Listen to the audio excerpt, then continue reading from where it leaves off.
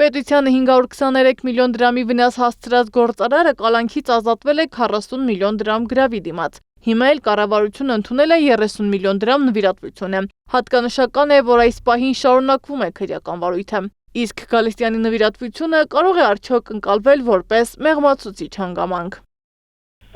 Հետագայում բաժի նշանակման համար մեղմացուցիչ հանգամանք դիտարկել։ Այդ մարդը վարկագծը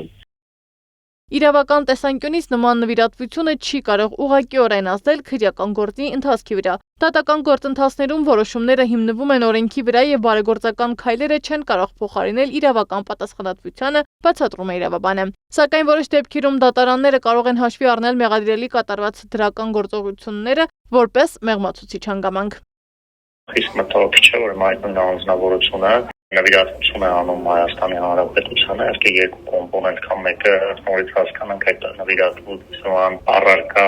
ռազմական տեխնիկան ինչ բնութագրիչներ ունի եւ կարող է ցուցակելի մի օր խնդիրներ առաջանա օգտագործման ժամանակ եւ այո քրեական գործերով անցնող անձանց կողմից պետությանը կատարվող նվիրատվությունները բավականին մտահոգիչ են։